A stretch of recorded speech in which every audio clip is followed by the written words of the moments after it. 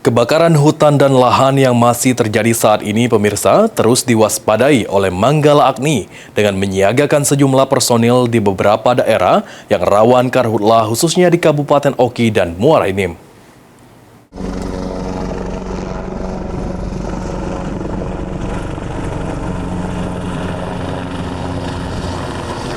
Kepala Seksi Wilayah 3 Balai Dalkarhut Sumatera, Chandra Irfansyah, menyebutkan sejauh ini kebakaran hutan dan lahan di Sumatera Selatan telah ditangani oleh tim di lapangan.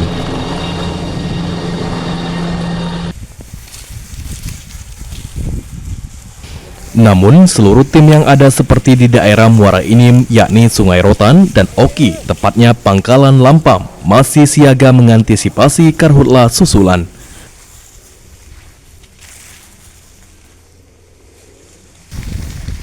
Berdasarkan data, hingga Agustus 2025, kebakaran hutan dan lahan di Sumatera Selatan sudah mencapai seluas 2.900 hektar. Di mana pemicu karhutlah sendiri karena aktivitas manusia, baik karena kelalaian maupun pembukaan lahan dengan cara membakar. Ya, jadi untuk tingkat kerawanan kami juga mengacu kepada perakilan cuaca yang dirilis BMKG.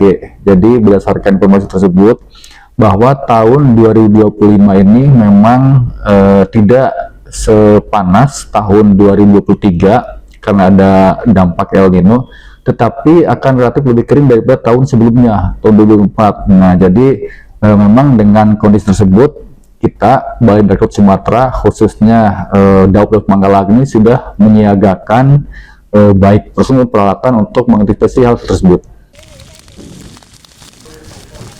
Untuk mencegah kebakaran meluas, personil gabungan bersama TNI, Polri, dan masyarakat terus meningkatkan patroli mandiri maupun terpadu. Pemerintah juga mendorong masyarakat menggunakan metode pembukaan lahan tanpa membakar agar potensi karhutlah dapat ditekan. Aidil, PAL TV.